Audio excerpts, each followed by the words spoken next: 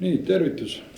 Me oleme siin, me oleme teiega, miks me siin oleme, on Õhtsu Nulmet järjekordne, siis tema on meie tehniline spetsialist ja Roosvald. Mina on Manfred Kalmsten, tema on Lüüli Suuk ja meiega on täna Kristi Reisjal, kellega me hakkame siis rääkima. Ja alustame traditsiooniliselt nagu meil kombeks, et enne kui sinust sai kirjanik, sai sinust lugeja. Kuidas sa jõudsid raamatuteni? No mina kasvasin üles sellisel nõukogude ajal, kus ei olnud nutitelefone. Televiisorid olid, aga sealt ei tulnud mitte midagi. Ja kui sa tahtsid meelt lahuta, siis see oli sinu enda probleem ja kõige lihtsam viis selleks olid raamatud, ilmselgelt. Ja see oli siis kui vanalt umbes? Kas mäletad esimest? No, ütleme siis ikkagi kui koolis, no ütleme, jah koolist ütleme, hakkasin lugema pioneerid, kooli raamatukogu. Sai praktiliselt läbi loetud. Kooli kohustuslik kirjandus, mis sulle sellest meelde on jäänud? Või see mulle üldse ei meeldinud. Ja ma olen selle peale päris palju mõelnud, kui väga noori inimesi sunnitakse lugema kirjandusklassikuid, mis on mitusada aastat tagasi, mis üldse see keskkond, mis neid absoluutselt ei kõneta. Ja siis sunnitakse seda lugema, see võib päris paljudes tekitada isegi pigem vastureaktsiooni. Et sulle ei meeldi lugemine, kui pakkuda neile ajakohast lugemist, mis tõesti neid arendaks, et siin on nagu ka kirjandusõpetajate valikute küsimused, mida täpsemalt anda lugeda ja kuidas siis meelitada selliste, kas siis raskemate, aga tõsisemate teoste juurde, mis ka mõtlema panevad, mis ka harivad, mis silmaringi avardavad. Et see on selline mõttekoht. Ma päris paljusid asju tollel ajahetkel ei mõistnud, mida ma hiljem olen lugenud ja väga nautinud täiskasvanud peast, aga lihtsalt liiga vara oli mõne asja jaoks kohustusliku kirjanduses. Et olgem ausad, eks ole, esimene kokkupuude on tihti määrav, eks ole. Kui esimene kokkupuude on negatiivne, et mingid talumehed kuskil midagi asjatavad, ma ei tea, mis see talugi on, eks ole, siis ongi see, et inimesed ei hakka lugema. Aga millal sa hakkasid teadlikult ulmet lugema? Nii palju, kui ma ennast mäletan, olen ma alati ulmet lugenud, kui seda vähegi kuskil on olnud. Aga üles kasvates teda nii palju ei olnud. Ma mäletan, pioneerisabades jooksid mingisugused ulme järjejutud, et need mulle tohutult meeldisid. Aga süvitsi ma võib-olla hakkasin rohkem lugema Miraviljadest.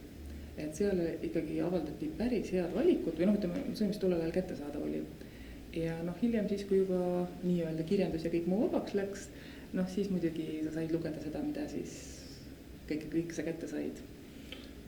Aga kuidas te olid seal nagu üksikhunt või oli see lugejates sõpru ka või? Eriti just küsimuse mõte on, kas ulme lugejates sõpru oli? Kindlasti mitte ja ma väga pika osa oma elust olen elanud teadmisega, et mul on mingi sügav kiiks küljes, et mulle meeldib ulme, et mul tutvusringkonnas, sõprusringkonnas, tegelikult ei olnud inimesi, välja arvatud üks inimene, kes oleks ulmet nautinud, ulmet lugenud, ulmet armastanud. Ma arvasin, et mul on mingi sügav puue küljes, aga see on kiiks, millega annab elada. Ja kui ma sattusin Estkonile ja vaatasin, et issand jumal, neid inimesi on veel. Mina ei ole imelik, ma olen lihtsalt vales seltskonnas olnud. Et see oli hästi armas. Mäletad sa mõnda raamatut nagu noorepõlvest või lapsepõlvest, mis jättis sellise elamuse just nagu ulme poolest? Lugesid, mõtlesid, vau. Mind jäädavalt kleepis ulme külge Asimovi Asum ja impeerium, Asum ja muul, see oli lihtsalt nii hea, et vau. Et see ei ole mitte see, et sa lihtsalt loed midagi, see ei ole meelelahutus, vaid see on nagu, sa mõtled selle asjaga ja sa oled nendest mõtetest ja ideedest nii vaimustuses, et see kleepis mind jäädavalt ulme külge kindlasti ja see on mind hästi tugevalt mõjutanud kindlasti. Mõni pärast küsin, et vanalt sa lugesid Asumit? Ma jään praegu vastuse võlgu, ma ei oska niimoodi vastata, aga mingisugune alla 20 kindlasti. Tiineka ajal pakkuma siis? Jah, tõenäoliselt. Et ei ole just kõige kergem raamat, et lapsena ma seda ei oleks üritsemist lugeda korra. See on lihtsalt nii põnev ja see... Tiinekana oligi põnev. Jah. Et see on täpselt see, et iga asi omal ajal, eks ole. Minu jaoks oli see õige aeg, iga jaoks on aeg erinev. Aga kui vaadata nüüd ulme osas, mis sind paelub ulme puhul? Ilmselgelt ideestik ja ainus põhjus, valdavalt ainus põhjus, miks me ulmet loeme, on teistsugused maailmad, teistsugused ideed, et teistsugused võimalused, võimalus igapäevaelust välja astuda. Kui sa nagu terve päeva oled oma Exceli tabelis, siis sa tahaks midagi muud. Ja siis ulme on see, mis annab sulle selleks võimaluse, et tõesti midagi täiesti teistsugust. Et mitte mingeid piire ei ole. Ja kui igapäevaelu on sinu ümber ja sa tahad natukene puhata, siis võtta kätte Tammsaare, Tõde ja õigus, siis see ei ole puhkus. Aga paljud ei võta tegelikult ulmet kätte puhkuseks, võetakse kätte mõni selline ajaviite, kus mees armastab naist ja naine armastab meest või ei armasta meest. Ja, aga siis mul tekib see küsimus, aga miks sa loed raamatut, mine siis parem juba joo sõbrannaga tass kohvi ja kogu see asi on sul täpselt seal samas olemas. Aga sinu puhul on siis põhirõhk on kas fantasy, teadusulmel või õudusel, et milline on see kõige õigem? Mul on, selles mõttes minu suur armastus on kindlasti science fiction, aga mulle meeldib ka väga fantasy. Ja õudusega on nüüd see lugu, et olgem ausad, seda head õudust on nagu päris vähe. Et enamus on selline keskpärane, mingid sellised kollijutukesed, mis ei ole nagu väga hirmsad, et ja siis kui ta on hea, siis ta sulle naha vahele poeb. Võt siis see nagu üldse ei meeldi. Et see mulle nagu ei meeldi, et igapäeva elu on piisavalt hirmus, et mul ei ole seda nagu hirmufooni veel kuskilt juurde vaja.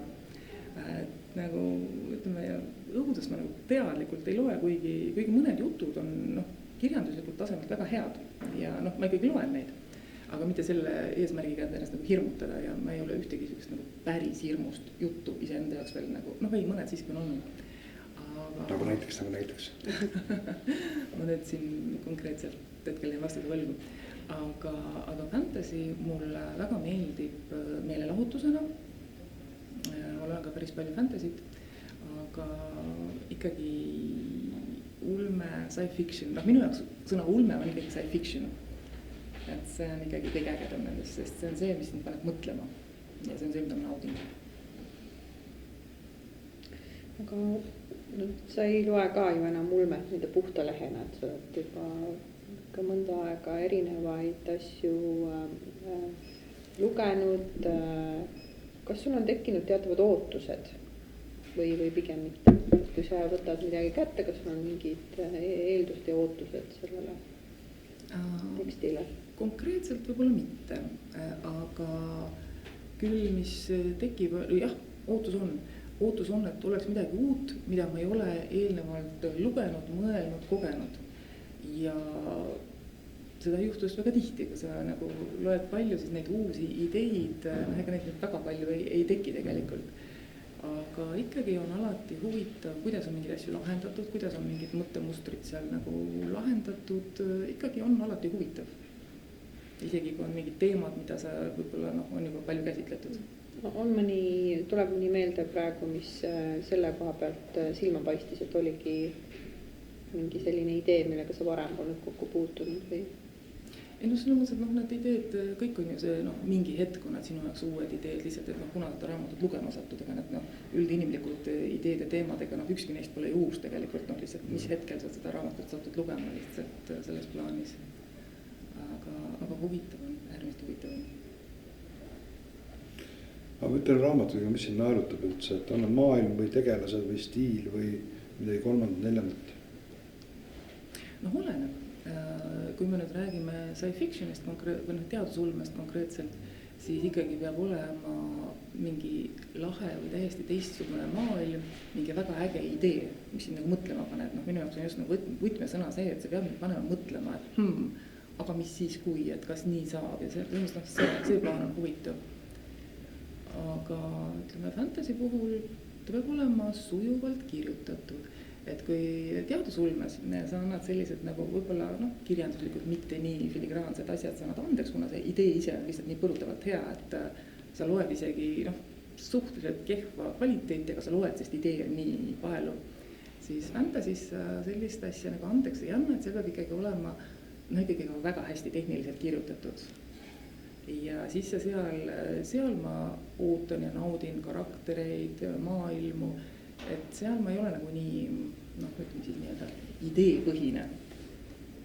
jah, olgem ausad, Asimov ei olnud just maailma kõige suurim sõnameister, eks ole. oi ei, ta oli päris õudne tegelikult. jah, aga vaata, millised ideed ja vaata, mis ta kirja pani, eks ole, et seesama Asum, briljantne. Absoluutselt, ja seda ma ütlengi, et on kohad, kus ma nagu sellise nõrgema kirjandusliku poole annan andeks, sest noh, idee on lihtsalt ise nii äge. Ja just see ideestik on see, mida ma teadusolmest otsin. Aga kas midagi paneb ka raamatut pooleli jätma? Ja ikka paneb lõpmatud kirjeldused või see, kui nagu need tegevust ikka ei jõua mitte kuhugi. Kui 200-300 lehekülge tegelikult ei toimu mitte midagi. Ja noh, siis nagu, no selles mõttes ma ei jäta pooleli, vaid ma lihtsalt hakkan diagonaalis lugema. Ma lihtsalt nagu, jah, see on nagu see on see võib-olla see moment, kus targem oleks pooleli jätta, eks ole. Et noh, võiks pooleli jätta, aga mind ikkagi huvitab, et noh, et kas ta nagu ei saagi selle probleemiga hakkama, või et noh, et ikkagi ma nagu tahan teada, mis see nagu lõpplahendus on, aga siis ma lähen diagonaali ja jah, ikkagi mõned asjad tuleb lugeda diagonaalis, mis ei kannata nagu järjest lugeda. Aga oled sa vihastanud ka mõne raamatu peale? Vihastan nüüd kas selles plaanis, et kuidas on kirjutatud tehniliselt või siis ideestiku peale. Võiks ikka olla raamatud, mis mind häirivad, aga need pigem ei kuulu nagu võib-olla ulmevaldkonda, sest et noh, ulmes on see, et noh, ongi noh, kas ma nüüd ütlen, et neutraalne ideestik, aga noh, võimalik variatsioon mingi tsivilisatsiooni arenguks niipidi või naapidi või kolmandat pidi, et noh, kuidas siis autor on parasjagu lahendanud, et kas mulle meeldib see lahendus või mitte, noh, see on juba nagu minu maitse asi. Aga mis mind nagu vihaseks on ajanud, on pigem nagu, noh, ma tahan öelda ilukirjandus, aga kus on jah, nagu tõe pähe siis pakutakse mingisuguseid lahendusi, mis nagu päris elus nagu üldse ei tööta või mingisugused. See on enamus, mis tänapäeval raamatulettidel on. Ei selles mõttes, et kui ta nagu ei tekita kahju, las ta olla, aga mõned asjad on sellised, mis tekitavad kahju ja noh, kui sa vaatad neid osasid eneseabiõpikuid, mida meil seal kõik terve raamatukauplused täis on ja mõned on ikka siuksed, millega sa võid endale ikkagi reaalselt kahju tekitada, kui sa noh, kõiki neid asju seal paduusklikult järgima hakkad, et võt nagu see on nagu see koht, kus et ikkagi noh, palun helistage perearstile ja nagu pidagi nõu enne, noh, tahaks mõnikord juurde lisada. Ja nagu sellised asjad järjitavad. Loed sa muidu palju ka muud peale ulme või on see enam-vähem tasakaalus või kuidas see jaotub sul seal öökapi? Ikkagi pigem ikkagi ulme. Et muud asja ma nagu, jah, ma loen, aga siis peab keegi nagu väga soovitama, et siis ma loen.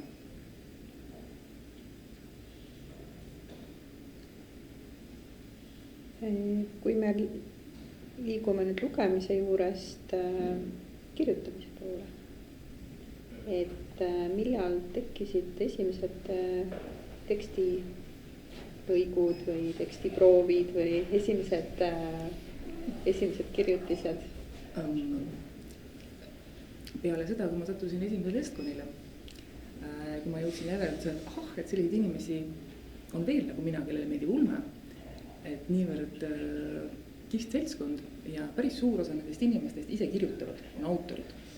Ja siis, kui järgmisel päeval jagati stalkereid ja siis mul tekkis siuke tunne, et ma tahan ka, mis ma selleks tegema pean? Raamat tuleb kirjutada. Ja siis ma läksin Eva juurde, ma olin Eva Lutsuga, sattusin ühes toas olema ja siis ma küsisin Eva käest, et mis peab tegema selleks, et nagu raamatut välja anda. Ja siis ta küsis mu käest, et kas sa kunagi midagi kirjutanud oled? Ja ma ütlesin, et ei ole.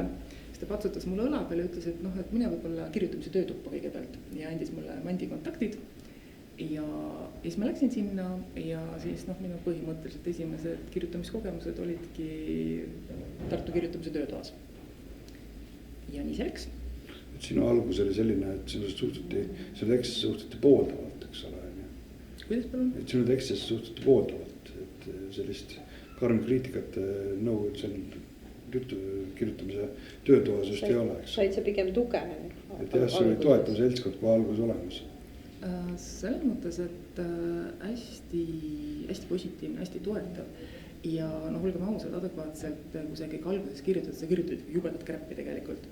Et aga sind väga sõbralikult juhatatakse otsa peale, et kuidas minna, mida teha, kuidas saada paremaks. Et see on tohutult tänuväärne, mida Mant ja Laura Tartus veavad, see on nagu mega tänuväärne asi. Et see on see koht, kus tuleb juurde ulmet.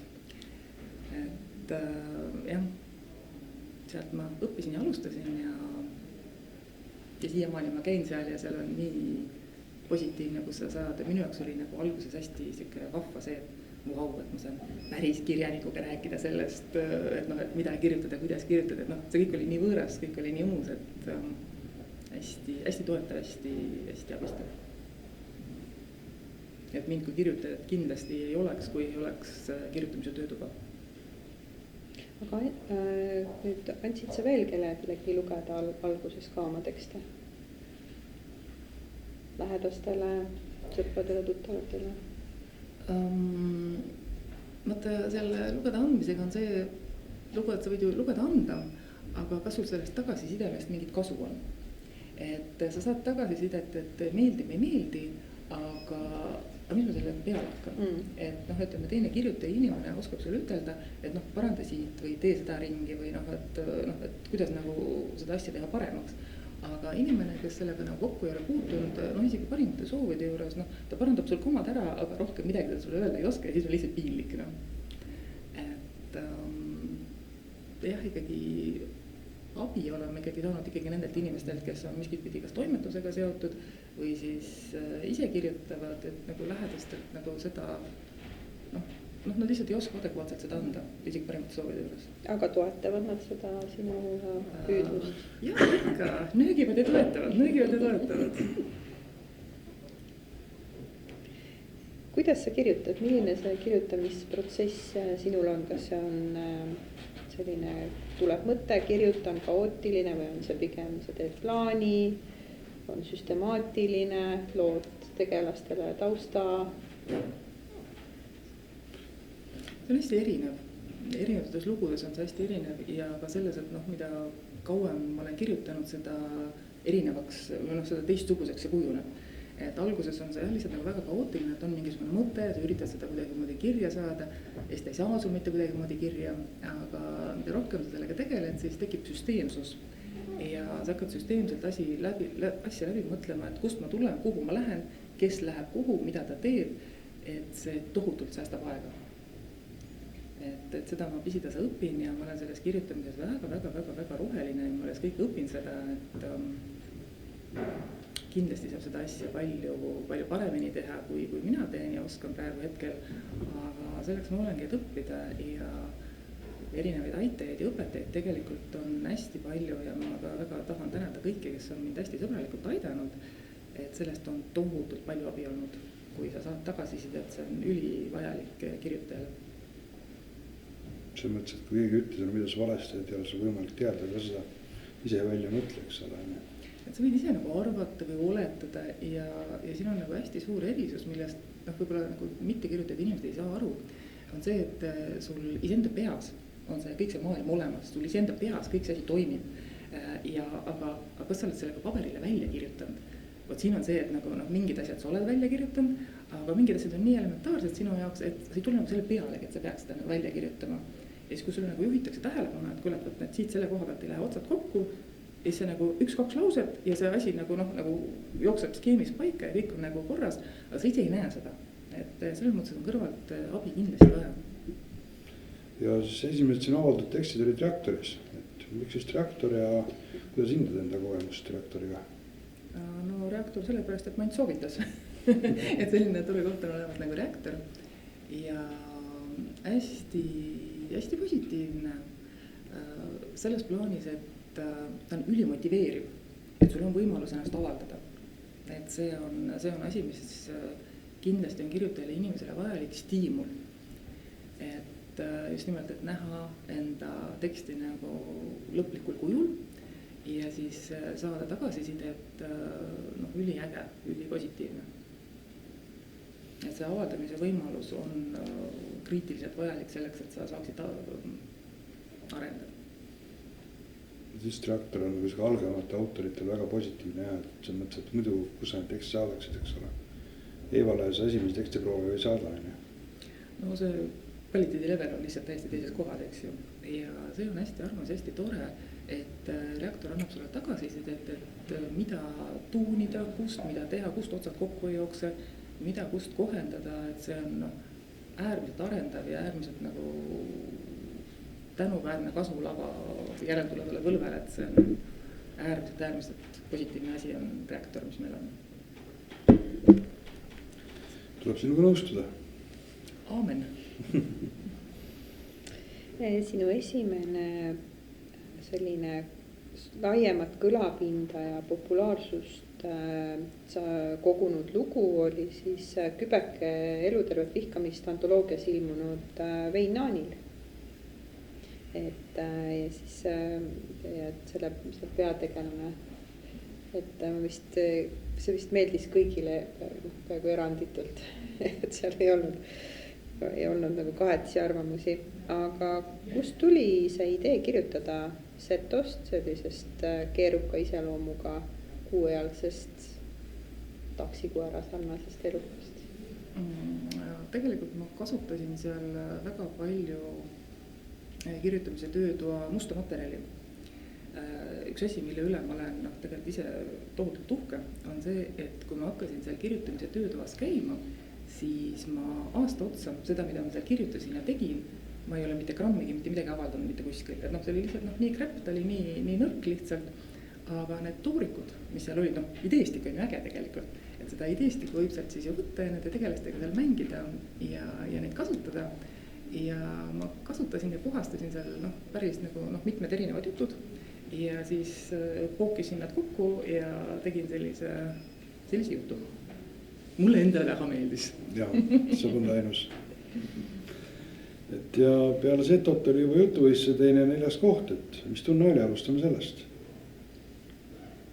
Väga äge oli, aga šaise, teine. Et see on jah see, et reaktuse Stalkeri hääletusel suutis Vein Naanil ka teise koha vist saada. Jaa, see oli palus. Ja see oli üks suurimaid kirjanduses ikka pettumus eelmisest aastast, olgem ausad. Aga ma enne mõelda selle peale, kui vähe ma olen selle kõigega tegelenud, siis ei ole põhjust olla kurb iseenesest. Aga muidugi tahaks rohkem. Kurb muidugi mitte, aga täpselt nii, et rohkem on ikka uhkem. See kord niimoodi. Aga jah, see on nagu väga-väga lahe.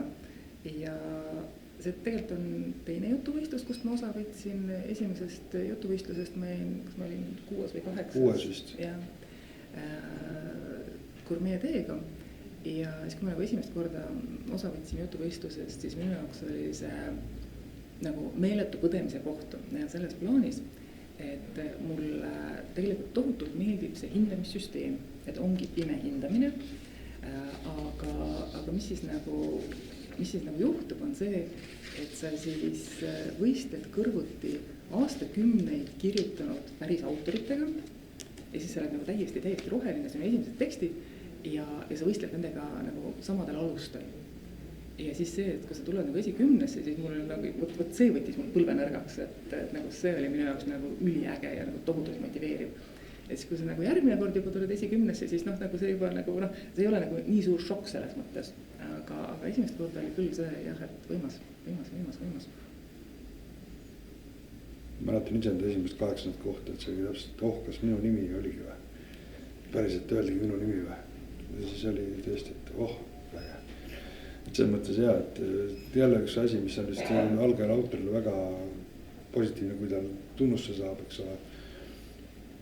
Jah, aga kusjuures, kui ma need lood saatsin, siis ma ise millegipärast uskusin sellesse Tartu minu linn rohkem või kuidagi seal oli rohkem nagu minu emotsiooni sees, et see kuidas tappa bürokraati oli minu jaoks natukene nagu tehniline lugu või mul endal ei olnud seda nagu nii lõbus ja huvitav kirjutada.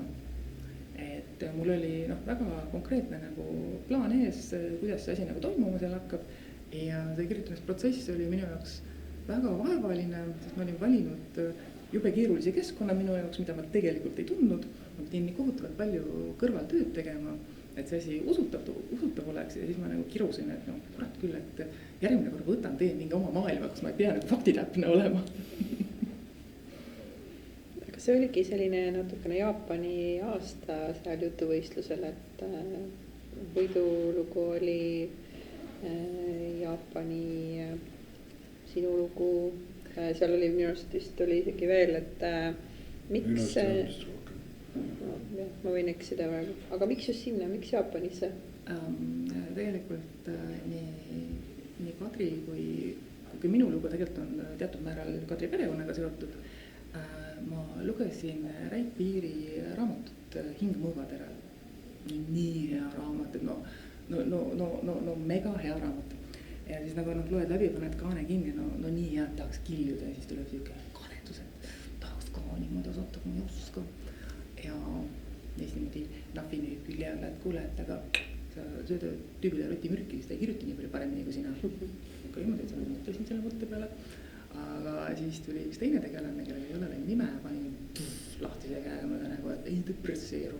Kõigest sulelik, suudad tema, suudad sina ka. Õpi tugevatelt, ole parem. Okei, see oli parem mõttega rotimürk.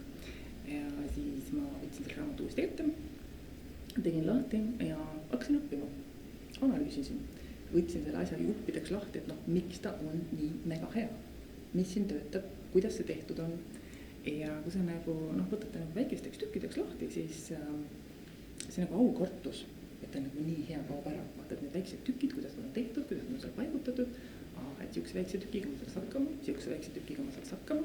Kui ma teen need nii ja nii, peab olema oma äge idee, oma karakterid, teeme ära. Ja siis ongi see, et sul on see skeem, kuidas need sündmuste ahel ja kuidas kõik need suured keerukused seal siis peaksid olema. Et kui sul see on ees, siis on lihtsalt põhimõtteliselt täida lüngad.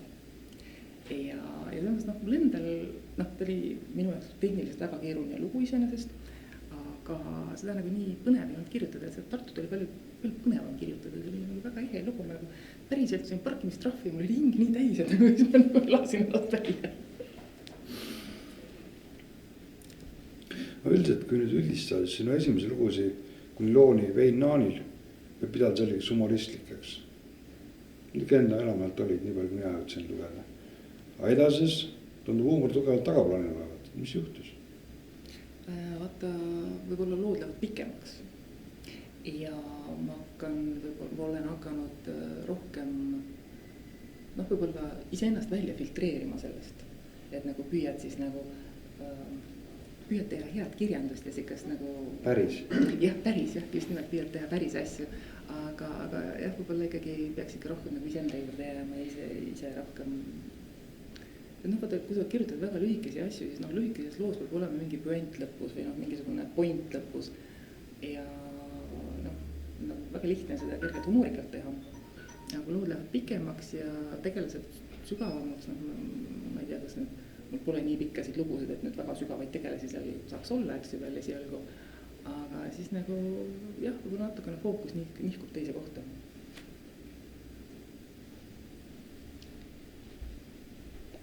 Sa rõhutad päris palju, et sa oled algaja. Sa meie siin tänase õhtu jooksul oled ka öelnud, et ikkagi alustad ja alles õpid. Aga need tunnustused natuke räägivad juba teist keelt, et see päris algaja ikkagi tegelikult ei ole, et sul on ette näidata juba päris mitu avaldamist ja ka päris mitu tunnustust. Et millal oleks sinu meelest sobilik see minetada, see algajaks nimetamine ja hakata ennast nimetama rohkem juba kogenud tegijaks näiteks? No ma arvan, et siis, kui mul on kätte võtta oma raamat, et näete, see on minu raamat, mina olen autor, ma arvan, et siis võib-olla me võime sellest rääkida. Ole nüüd, me peame elama ajastul, kus raamatu avaldamine on vist lihtsam kui kunagi varem ajaloos. Ja, et materjal peab kokku saada. Tükene pisidetail. No jaa, aga sa mõtlesid, et sa võid kirjutada tänapäeval ükskõik mida, sa võid selle välja anda tegelikult. Et kas see tõesti sellest piisab, et ennast tugev tegijamaks tunda, et annad lihtsalt raamatu välja?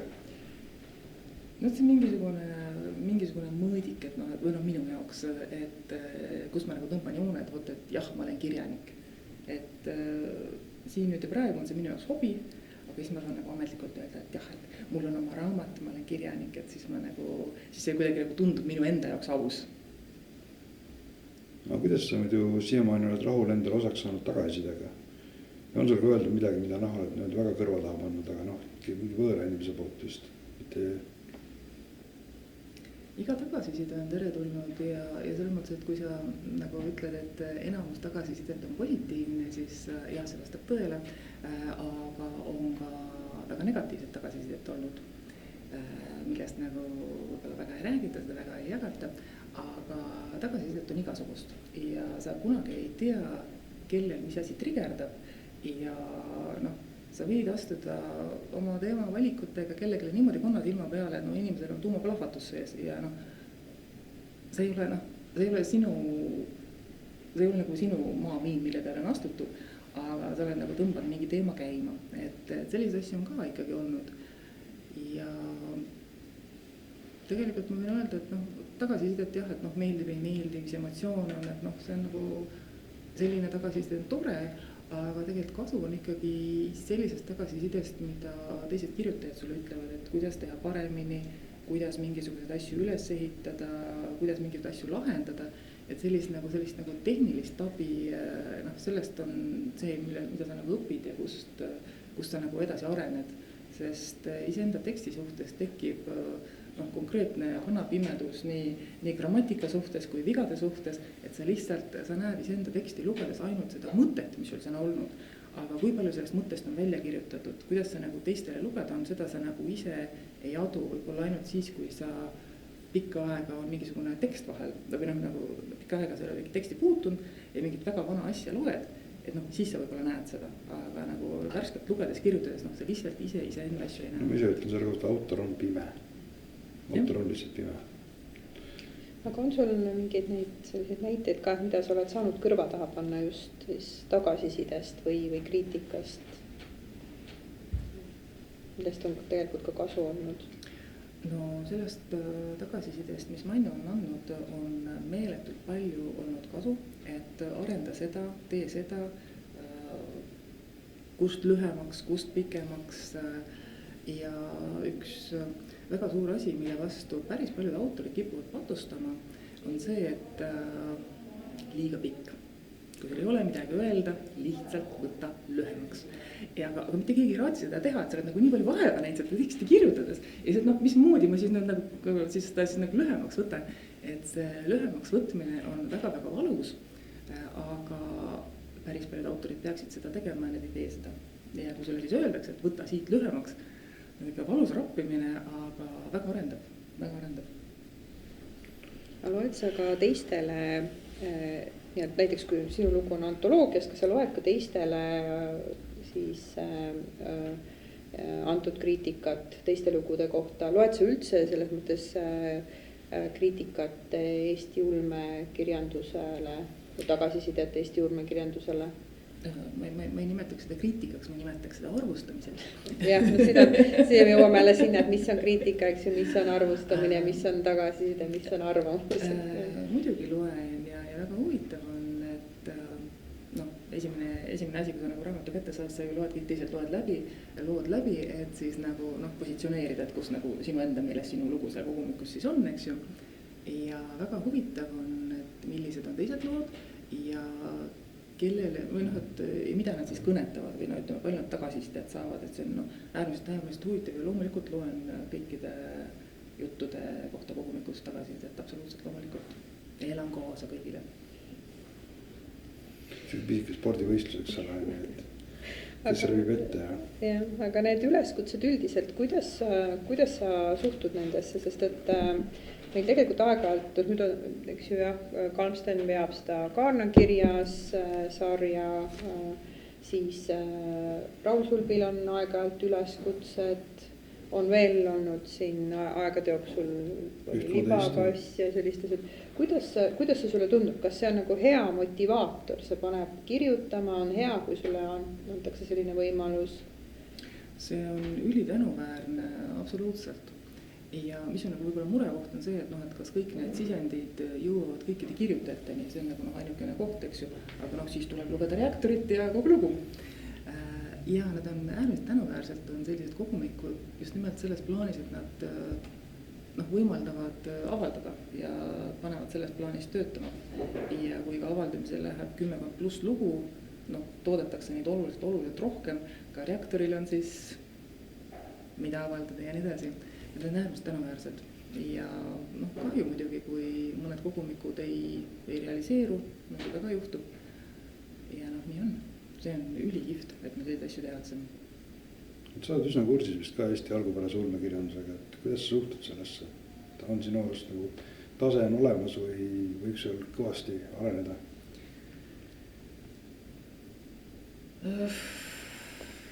Üks väga iseloomulik joon Eesti ulmele on kohutavalt palju kollijutte.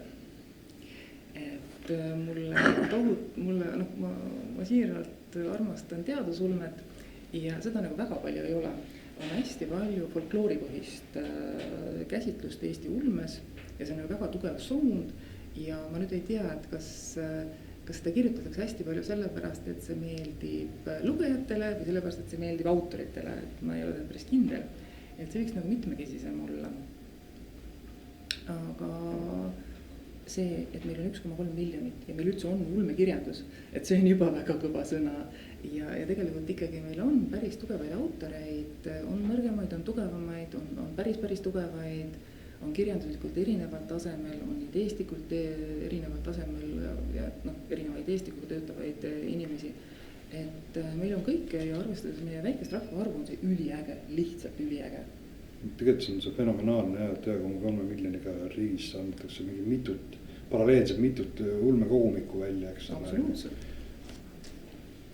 Aga nüüd, kui keegi alles jõuab Eesti ulme juurde ja tahaks midagi võtta, lugeda, mida sa soovitaksid talle?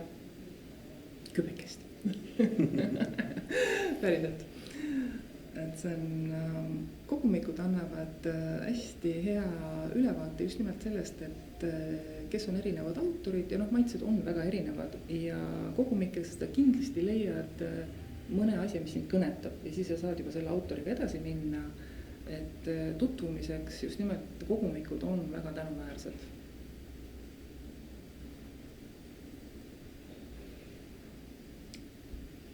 Nüüd, kui maailm muutub ja meil on hästi palju tõstatakse üles seda AI kirjutamist, AI kui kunstilooja, et kuidas see teema sinu jaoks tundub, kas see on hirmutav, leiad sa selles midagi positiivset? Ma arvan, et kõik, kes natukene kirjutavad, on mänginud selle AI-ga ja jõudnud järeldusele, et see, mida ta kirjutab, on selline soe roosa soost, millel ei ole saba ega sarvi ja mis ei ole intrigeeriv ega huvitav. Ja ikkagi siin nüüd ja täna inimese kirjutatud on niivõrd palju parem, lihtsalt ta on adekvaatselt parem, aga kus sa vaid kasutada on abimaterjalina, et ta otsib sinu eest teeb nii-öelda kodutööd ära, et ta kontrollib sinu eest materjali, sa pead küll, tema kontrollib seda uuesti ise üle kontrollima, eks ju. Aga sa saad, ma ei tea, ma suhtun sellesse AI-sse nagu, ma ei tea, ta on nagu kalkulaator minu jaoks, et sa võid käsitsi arvutada, aga sa võid ka nagu kalkulaatoriga arvutada, aga tulemus on see, et täpselt mis tehte sa sinna sisse paned. Et ütleme sellest intellektist hetkel täna vist on natukene vara rääkida või nagu sellisel kujul nagu me intellekti nagu mõistame, ta vist ikkagi nagu hetkel sellisel kujul ei tööta või ei toimi. Et ta kindlasti on abivahend. Ma näen teda abivahendina. Aga sa ise maalid, sa oled kunstnik, et kuidas sa selles valdkonnas näed AI-d, sest nüüd on kõik järsku kunstnikud? No ei ole tegelikult ju, ei ole ju. Uue sõrmega. No selles mõttes, kui sa nagu suudad öelda, et joonista mulle nunnu kiisu kogu aeg, siis ja ta joonistab mingisuguse plönni, siis see ei ole nagu kunst selles mõttes. Et ja mis on nagu AI-le iseloomulik nii kirjanduse kui kunsti poolest on see, et ta teeb sellise harju keskmise tõmmise olemasolevatest. Aga mida me kunstis ja kirjanduses hindame originaalsust. tegelikult ai seda originaalsust, noh, ei ole kopika eest ka mitte. Et kõik see, mida sa sealt leiad, on kellegi poolt juba tehtud mingi Harju keskmise tõmmis, eks ju. Ja sellepärast ei olegi ai, ütleme, kunstis, noh, ta ei ole atraktiivne. Kui sa teed ai-ga mingisuguse huvitava pildi, siis see sinu sisend promptina, mis sa talle annab, noh, ongi see siis kunstiloome tegelikult, et noh, võib-olla kunstiloome vorm muutub, et sa pead hakkama neid nii-öelda ägedaid prompte kirjutama ja see teeb sinust kunstnikku, et noh, võib-olla sa ei pea nagu pintsliga enam seal nii palju vaeva nägema või siis ka ütleme kirjutades, et noh, et sa annad niivõrd hea prompti ja siis nagu ideestiku ai-le ja tema siis kirjutab selle sulle välja, aga ikkagi see loome impulss selle nii-öelda korralduse andmisena, et noh, mida teha ja kuidas teha, selles ma ikkagi nagu näen inimese osalust. Et sa näed pigem siis, et võimalusi muutumiseks, aga et asi jääb positiivse poole peale. Ei, no selles mõttes, noh, et aga kui kalkulaator tuli, et noh, tänapäeval ei arvuta mitte keegi peast, et 63/54, eks ju, noh, me ei tee sellise asju peast enam, noh, pole vajadust. Et võib-olla mingi aja pärast ka mingid asju me ei tee ise, vaid lihtsalt nagu anname ette ülesande püstituse, et noh, miks mitte, et aga see sisend ikkagi on inimene, ma näen. Aga nii üllatusega oleme jõudnud lõpusirgele. Viimane küsimus. Mis on töös, millised on tulevikuplaanid?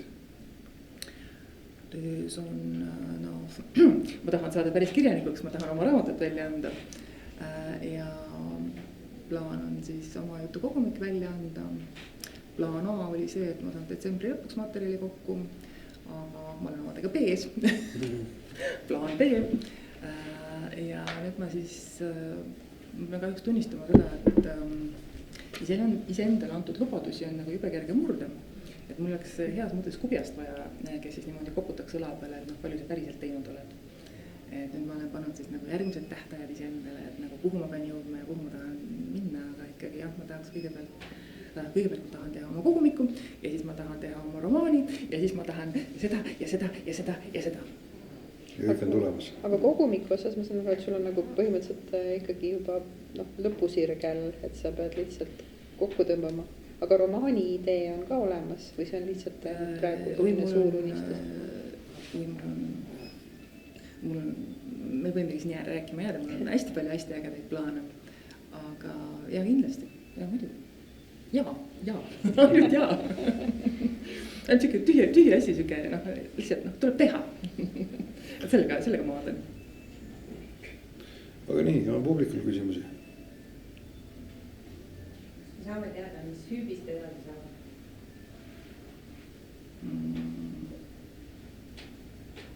No otseselt seda lugu mul nagu plaanis jätkata hetkel ei ole.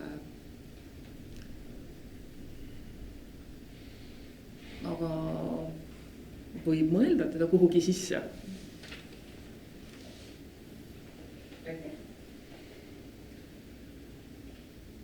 Sa rääkisid seal naljaka loo, kuidas sa otsustasid heal päeval, et tahad hakata kirjanikuks ja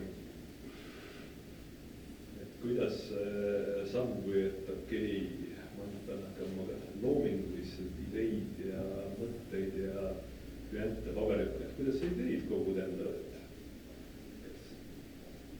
Et ma ei kogu neid, ma pigem... Kuskilt inspiratsiooni? Ei, tegelikult ma ei kogu ideid, ma pigem püüan neid eemale peletada. Neid on lihtsalt nii palju kogu aeg.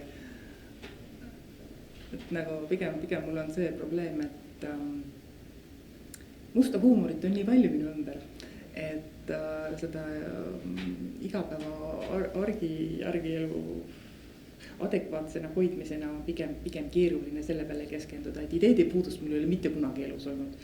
Ohjeldamatult palju halbu ideesid, kogu aeg alati. Sa hakkasid lappariks ka nüüd, kas sa sinna paned osad ideed või sa kavatsed sealt ammutada ka osasid või kuidagi filtreerida või läbi mängida? Ma saan aru, et Fuusia ideestikule on Sarvik juba käpa peale pannud, ma saan aru. See on ainult ju. Taludega kõvasti tööd sõjad ette. Et jah, ma mängisin elu esimest larpi, väga lahe oli, väga omapärane oli. Ma ei oska sellest veel suhestuda, et natukene värske, lasen asjadel settida, aga väga kihvt on, väga kihvt väljund. Ma küsiks ka, et kui parkimiskontrolör oleks olnud negatiivne kangelane, mitte positiivne, nagu sinul äkki oleks 9 kõrgema saanud? Ei, selles mõttes, et see lugu sündis tegelikult niimoodi, et ma olin nagu parkimiskontroll oli negatiivne tegelane. Ma sain reaalselt päris elus trahvi tühjal parkimisplatsil ja ma olin nagu täiesti pissed off, et nagu ja siis ma nagu nägin elus esimest korda parkimiskontrolöri ja siis meil tekkis väike mõttevahetus. Minu ettepanek oli see, et ta võiks trahvi ära tühistada, tema ettepanek oli, et ta võiks pekki minna. Mulle ei meeldinud.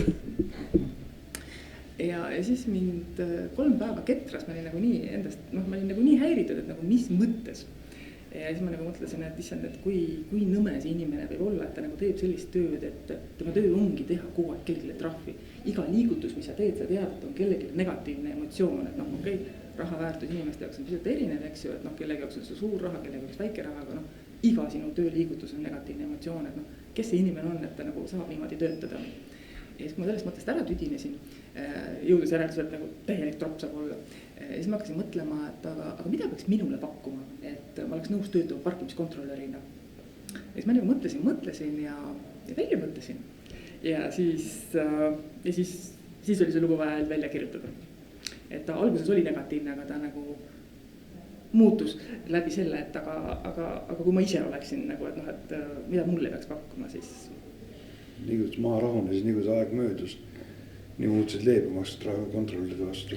Ja nad on hädavajalikud ja nii mõnigi negatiivne kangelane võib olla täiesti hädavajalik. Aga kui sa lood oma karakterit, kas sa mõtled läbi selle, et keegi ei ole üdini halb, üdini hea, et seal on selles mõttes mingid nüansid on karakteri juures alati, ka need, kes on antikangelast, et neil on ka mingisugused sellised omad nõrkused, mingid omadused, mis muudavad neid inimlikemaks. Kas sa mõtled seda läbi, kuidas sa ehitad oma karaktereid? No vaata, kui sa oled teismeline ja siis on ainult head ja ainult halvad, et mustvalge, et ma olen võib-olla natukene vanem ka teismeline, et metsa taga on puud ja puude taga on mets, et alati see, kusjuures minu meelest teebki loo huvitavaks see, kui sa arvad alguses midagi, et nagu paha tegelane või siis hea tegelane, aga siis ilmnevad mingid nüansid. Sest olgem ausad, sellised puhtad valged või puhtad mustad, nad on igavad. Et ikkagi inimene tahab intriigi, inimene tahab sellist nagu natukene samastuda ja päris mustad, päris valged, see on selline iseendale valetamine, et me ei ole ju päris sellised, et me oleme mitmekihilisemad, me oleme keerukamad, huvitavamad, nüansirohkemad. Elu on huvitav ja mitte, et see nagu nõmedat tegelast õigustaks, et tal on mingisugune lugu taga, miks ta nii nõme on, et ta võib käituda nagu täielik tropp, eks ju, ja sellel ei ole mitte mingit õigustust, aga et avardada, et lihtsalt, et inimene ei ole nagu et nagu metsa taga on puud ja iga asi algab millestki. Jah, et see teeb asja huvitavaks, mitte et see õigustaks käitumist, aga põhjendab võib-olla natukene. Et jah, see ei muuda inimest heaks kirjutavaks, muudab ta huvitavaks.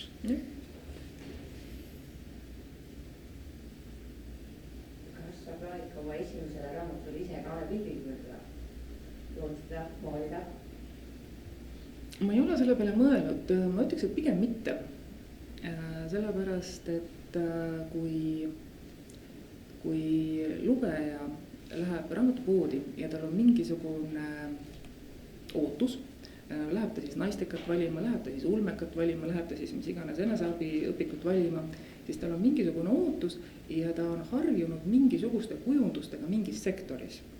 Ja kui ma teeksin nagu mingi täiesti teistsuguse kujunduse, siis see nagu võib-olla ei oleks raamat nii ära tuntav selles sektoris, et võib-olla oleks turvalisem kasutada nii-öelda levinumaid kujundusviise, et ta nagu positsioneeruks nagu sellesse sektorisse rohkem, mille lugejale talle mõeldud on võib-olla.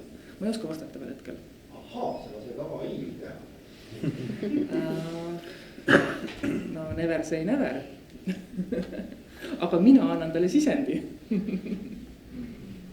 Aga kui sa kunstnikule annad sisendi ja siis kas seal on ka see põnev moment, et kuidas ta seda näeb, sest see on nagu see esimene ekraniseering, et kuidas kunstnik sinu asja leidnud? Ma ei ole kasutanud kunstnikku või kujundajat. minu ainukesele loole, ühele loole on Liis Rooden teinud kujunduse, mis oli üliäge, mulle tohutult meeldis, väga-väga kihvt. ma ei oska sellele vastata, ma hakkan sellega tegelema siis, kui see päriselus kätte jõuab. et aga see üks kogemus? väga äge, Liis on üliäge. Liis ise on meil täna kahjuks konkureerival üritusel, aga Liis on tõesti võimas. ülikihvt ja võib-olla on parem, kui keegi sinu tekstidele teeb kõrvalt, mitte sa ise, et siin noh, samamoodi nagu sul iseenda tekstidega tekib kanapimedus, noh, kõikide vigade suhtes, mis su tekstis on, et autorina ja kujundajana sama asja teha, ma ei ole päris kindel, et see nagu parim tulemus sealt välja tuleb. Kuigi jah, ma olen suuteline selleks, aga ma ei ole kindel, kas ma seda kasutan.